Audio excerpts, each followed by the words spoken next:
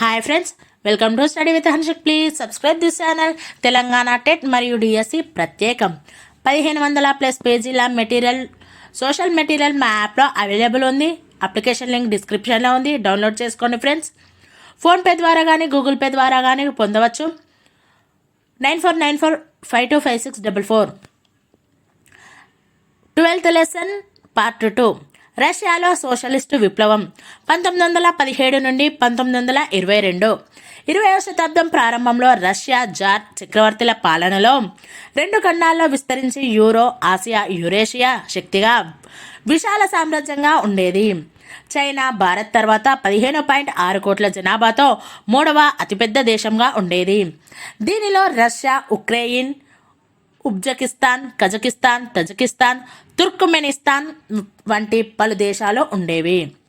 రష్యన్లలో అధిక శాతం వ్యవసాయంతో జీవనోపాధి పొందేవారు.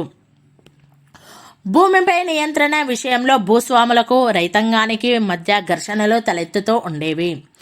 భూముల్లో అధిక శాతం భూస్వాముల కింద ఉండగా రైతాంగంలో అధిక శాతం తాము సాగు చేస్తున్న భూమికి అద్దె చెల్లించేవారు. ఆనాటి రష్యా జార్ నికోలస్ II కూడా తన విశాల సామ్రాజ్యాన్ని సైన్యం, పాలనాధికారుల సహాయంతో పాలించాడు. అయితే ప్రపంచ యుద్ధం వల్ల రష్యా ఆర్థిక పరిస్థితి చిన్నాభిన్నమైపోయింది. మొదటి ప్రపంచ యుద్ధానికి ముందు ప్రపంచంలోకెల్లా అతిపెద్ద సైన్యం రష్యాకు ఉండేది. 1917 నాటికి 20 లక్షల సైనికులు, పౌరులు చనిపోయి మొదటి ప్రపంచ యుద్ధంలో అత్యధిక ప్రాణ నష్టం చవిచూసింది. యుద్ధ రంగానికి ఆహారాన్ని మళ్లించడం ద్వారా పట్టణాల్లో కొరత ఏర్పడింది. 1917 మార్చి 8న సెయింట్ పీటర్స్బర్గ్ నగరంలో 10,000 మహిళలు నిరసన ఊరేగింపు చేపట్టి రొట్టె శాంతి కావాలని కోరారు. ఈ నిరసనలో మహిళలతో పాటు కార్మికులు కూడా చేరారు. రాజధానిలోని ఈ నిరసనలతో కంగారుపడ్డ జార్ నికోలస్ II నిరసనకారులను అణచివేయమని, అవసరమైతే కాల్పులు జరపమని ఆదేశించాడు. కానీ సైన్యం ప్రదర్శనకారులతో చేతులు కలిపింది. 2 రోజుల్లో పరిస్థితి మారి జార్ పరారీ కావడంతో రష్యన్లో తాత్కాలిక ప్రభుత్వాన్ని ఏర్పాటు చేశారు. దీనినే 1917లో సంభవించిన తొలి రష్యన్ విప్లవం లేదా మార్చ్ విప్లవం అంటారు. తర్వాత ఇంతకంటే పెద్ద విప్లవం 1917 అక్టోబర్లో సంభవించింది. జార్ పదవీచ్యుతుడైన తర్వాత రష్యాను పాలిస్తున్న ఉదారవాదులు, రాచరిక కుటుంబాల వాళ్ళు రష్యా గౌరవాన్ని కాపాడడానికి యుద్ధాన్ని కొనసాగించాలని నిర్ణయించారు. యుద్ధంలో ఓటముల వల్ల, ఆర్థిక సమస్యల వల్ల సామాన్య ప్రజానికం యుద్ధాన్ని వ్యతిరేకించి వారు సోవియట్లుగా పిలువబడే సంఘాలుగా ఏర్పడ్డారు. సైనికులు, పారిశ్రామిక కార్మికులు, గ్రామీణ ప్రాంత ప్రజల చేత ఏర్పడిన సోవియట్లు సాధారణ ప్రజల శక్తిని వెల్లడి చేశాయి. రష్యా కమ్యూనిస్టు పార్టీలో బోల్షివిక్కులు అనే ఒక బృందం వీటికి దిశానిర్దేశం చేసింది. బోల్షివిక్కులకు నాయకత్వం వహించినది వ్లాడిమిర్ లెనిన్. 1870 నుండి 1924. బోల్షివిక్కులు ప్రజల విశ్వాసాన్ని చూరగొనగలగడానికి కారణం షరతులు లేని శాంతిని వెంటనే నెలకొల్పడం, భూమినంతటినీ జాతీయం చేసి రైతాంగానికి పంచిపెట్టడం, ధరల నియంత్రణ, అన్ని కర్మాగారాలు, బ్యాంకుల జాతీయీకరణ వంటి సోవియట్ల డిమాండ్లను చేపట్టడం. తాత్కాలిక ప్రభుత్వం నుండి అక్టోబర్ నుండి నవంబర్ 1917లో బోల్షివిక్కుల నాయకత్వంలో సోవియట్లు అధికారాన్ని చేజిక్కించుకొని యుద్ధానికి అంతం పలకడానికి, భూమిని పునః పంపిణీ చేయడానికి వెంటనే చర్యలు చేపట్టాయి. రష్యా రాచరికవాదుల తెల్ల సైన్యం అంటే కమ్యూనిస్టు వ్యతిరేక సైనికులు బ్రిటన్, ఫ్రాన్స్, అమెరికా, జపాన్ల సహాయంతో పౌర యుద్ధానికి దిగడంతో రష్యాలో వెంటనే శాంతి నెలకొనలేదు. 1920 నాటికి ఈ శక్తులన్నీ ఓటమి పాలయ్యాయి.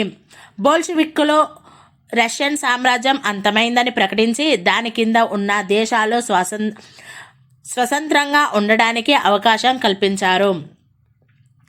అయితే 1922లో రష్యా సోవియట్ ప్రభుత్వం ఏర్పాటు చేసిన సోవియట్ సోషలిస్ట్ రిపబ్లిక్కుల సమాఖ్యలో USSRలో జార్ సామ్రాజ్యంలో ఉన్న దేశాలన్నీ చేరడానికి అంగీకరించాయి.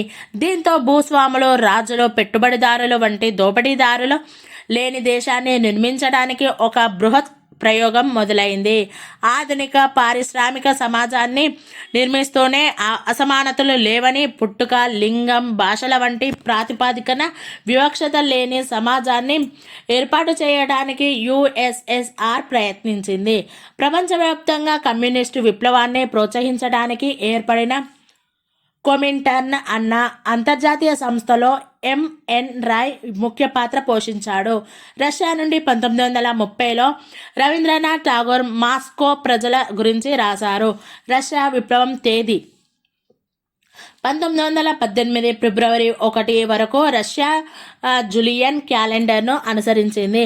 అప్పటి నుండి ప్రపంచమంతా ఉపయోగిస్తున్న గ్రెగోరియన్ క్యాలెండర్కు మారింది. గ్రెగోరియన్ తేదీలు జూలియన్ తేదీల కంటే 13 రోజులు ముందు ఉంటాయి. కాబట్టి మన క్యాలెండర్ ప్రకారం ఫిబ్రవరి విప్లవం మార్చి 12న, అక్టోబర్ విప్లవం నవంబర్ 7న జరిగాయి. అధికారంలోకి స్టాలిన్ 1924లో లెనిన్ మరణానంతరం స్టాలిన్ కమ్యూనిస్ట్ పార్టీ నాయకుడు అయ్యాడు. తర్వాత దశాబ్దాలలో తన పూర్తి పట్టు సాధించి తనకు వ్యతిరేకత లేకుండా చేసుకున్నాడు. ఎవరూ శాసించటానికి లేని అధికారంతో సోవియట్ రష్యాని బలమైన ఆర్థిక శక్తిగా మలిచాడు. 1928లో యుఎస్ఎస్ఆర్ ప్రణాళికబద్ధ ఆర్థికాభివృద్ధి విధానాలను చేపట్టింది. ఇది వేగవంతమైన పారిశ్రామికీకరణ, వ్యవసాయంలో భూముల ఏకీకరణ అన్న జోడు విధానాలను అవలంబించింది. ప్రపంచంపై రష్యా విప్లవ ప్రభావం, సమానత, జాతి స్వేచ్ఛ వంటి ఆదర్శాల పట్ల నిబద్ధత గల ప్రపంచవ్యాప్త ప్రజలందరిలో యుఎస్ఎస్ఆర్ అనుభవం స్ఫూర్తిని నింపింది. వాళ్ళలో చాలామంది కమ్యూనిస్టులుగా మారి తమ దేశాల్లో కమ్యూనిస్టు విప్లవాల కోసం కృషి చేశారు. ప్రతిపక్ష రాజకీయ పార్టీలను అణచివేయడం వంటి కమ్యూనిజంలోని కొన్ని విధానాలను ఏకీభవించకపోయినప్పటికీ ఎంఎన్ రాయ్, రవీంద్రనాథ్ ఠాగూర్, నెహ్రూ వంటి వాళ్ళు దాని నుండి ప్రేరణ పొందారు. యుఎస్ఎస్ఆర్లో ప్రతిపక్షాన్ని హింసాత్మకంగా నిర్మూలించడం, బహుళ పార్టీ ప్రజాస్వామ్యం, స్వేచ్ఛ లేకపోవడం చాలా దారుణ విషయంగా అనేకులు భావించారు. జార్జ్ ఆర్వెల్ అనే రచయిత యానిమల్ ఫామ్ అనే తన ప్రఖ్యాత వ్యంగ్య నవలలో రష్యన్ విప్లవంలోని ఆదర్శాలను యుఎస్ఎస్ఆర్లో ఎలా నీరుకార్చారో చిత్రీకరించాడు. ఆర్థిక మాంద్యం 1929 to 1939. ఆర్థిక మాంద్యం 1929 చివరిలో మొదలై దాదాపు రెండవ ప్రపంచ యుద్ధం మొదలైన 1939 వరకు కొనసాగింది. ఈ దశాబ్ద కాలంలో ప్రపంచవ్యాప్తంగా గిరాకీ పడిపోవడం వల్ల ధరలు పడిపోయి ఆర్థిక పరిస్థితి క్షీణించింది. గిరాకీ తగ్గడంతో కర్మాగారాలు మూతపడ్డాయి. దాంతో ప్రజలు కొనుగోలు శక్తి మరింత తగ్గి గిరాకీ మరింత తగ్గింది. ఈ చక్రీయ పరిణామాల వల్ల పెద్ద ఎత్తున నిరుద్యోగం, వాస్తవిక ఆదాయాలు తగ్గి ప్రపంచవ్యాప్తంగా సాధారణ ప్రజలు, ప్రభుత్వాలు కూడా ప్రభావితం అయ్యాయి. అమెరికాలో స్టాక్ మార్కెట్ కుప్పకూలడంతో మొదలైన పరిణామాలు అనతి కాలంలోనే దాదాపుగా అన్ని దేశాలను ప్రభావితం చేశాయి. అమెరికాలోని నిరుద్యోగులు 25% పెరిగారు. అనేక ఇతర దేశాల్లో ఈ సంఖ్య 33% దాకా ఉంది. ఫ్యాక్టరీలు మూతపడి వాణిజ్యం తగ్గడంతో పట్టణాలు పతనానికి కేంద్రాలుగా మారాయి.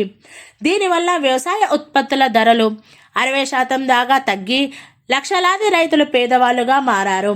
వాళ్ళు సాగు మానేశారు. ఆధునిక ఆర్థిక విధానం చూసిన అత్యంత దీర్ఘకాల క్షీణత ఇది. దీని సామాజిక పరిణామాలు తీవ్రంగా ఉండి పేదరికం పెరిగి పెద్ద సంఖ్యలో ప్రజలు నిరాశ్రయులయ్యారు. మార్క్సిస్టు ఆర్థికవేత్తలు ఈ రకమైన సంక్షోభాలు పెట్టుబడిదారి విధాన లక్షణమని, సోషలిజం ఏర్పాటుతోనే వీటిని నిర్మూలించగలమని అంటారు. ఇంకొక వైపున జేఎం కీన్స్ వంటి ఆర్థికవేత్తలు ఆర్థిక విధానం పురోగమించడంలో ప్రభుత్వానికి కీలక పాత్ర ఉందని, అది ప్రభావవంతంగా జోక్యం చేసుకోకపోతే మాంద్యానికి దారితీస్తుందని అంటారు. ఇలాంటి పరిస్థితుల్లో ప్రభుత్వం నిధులు ఖర్చు చేసి ఉపాధి కల్పిస్తే ప్రజలకు ఆదాయం సమకూరి మార్కెట్లో వస్తువులకు గిరాకీ ఏర్పడుతుందని కీన్స్ వాదించాడు. అమెరికా అధ్యక్షుడిగా ఎన్నికైన రూస్వెల్ట్ న్యూడీల్ కొత్త ఒప్పందం ప్రకటించాడు. దీని ప్రకారం మాంద్యానికి గురైన వారికి పునరావాసం, ఆర్థిక సంస్థల సంస్కరణ, ఆర్థిక పరిస్థితి తిరిగి కోలుకోవడానికి అవసరమైన చర్యలు చేపట్టారు. దీనికోసం ప్రభుత్వం పెద్ద ఎత్తున ఖర్చు పెట్టసాగింది. అయితే రెండవ ప్రపంచ యుద్ధం మొదలు కావడంతో సైన్యం, ఆయుధాలపై ప్రభుత్వ ఖర్చు పెరిగి కర్మాగారాల ఉత్పత్తి, వ్యవసాయ ఉత్పత్తులకు గిరాకీ ఒక్కసారిగా పెరిగాయి. అమెరికాలో ఎంతో అవసరమైన సామాజిక భద్రతా విధానాన్ని కూడా రూస్వెల్ట్ ప్రవేశపెట్టాడు. దీనివల్ల సమకూరినవి అందరికీ వర్తించే పదవీ విరమణ, పింఛను, నిరుద్యోగ బీమా, వికలాంగులకు, తండ్రి లేని కుటుంబాల్లో అవసరమున్న పిల్లలకు సంక్షేమ ప్రయోజనాలు వంటివి. అమెరికాలోని సంక్షేమ వ్యవస్థకు ఇది ఒక చట్టాన్ని ఏర్పరిచింది. మాంద్యం మొదలు కాకముందు మొదటి ప్రపంచ యుద్ధ కాలంలోనే ఈ దిశలో బ్రిటన్ కొన్ని చర్యలు చేపట్టింది. రెండవ ప్రపంచ యుద్ధం ముగిసే నాటికి బ్రిటన్ కూడా నిరుద్యోగ భృతి, అనారోగ్యానికి ఖర్చులు, ఆరోగ్య పథకాలు, శిశు సంరక్షణ వంటి సామాజిక భద్రతా చర్యలను విస్తృతంగా చేపట్టింది. ఇవన్నీ సంక్షేమ రాజ్యం అన్న దానిని ఏర్పరచడానికి దోహదం చేశాయి. దీని ప్రకారం మౌలిక అంశాలకు ప్రభుత్వం హామీగా ఉంటుంది. పని చేయగల పౌరులందరికీ ఉపాధిని కల్పించే బాధ్యతను చాలా వరకు ప్రభుత్వం తీసుకుంది. ఈ విధంగా ప్రభుత్వం మార్కెట్ ఆధారిత పెట్టుబడిదారీ విధానంలోని ఒడిదుడుకులను తగ్గించడానికి ప్రయత్నించింది. Thank you friends. ఈ వీడియో కనుక నచ్చినట్లయితే లైక్ చేయండి, షేర్ చేయండి, కామెంట్ చేయండి, సబ్స్క్రైబ్ చేయండి ఫ్రెండ్స్.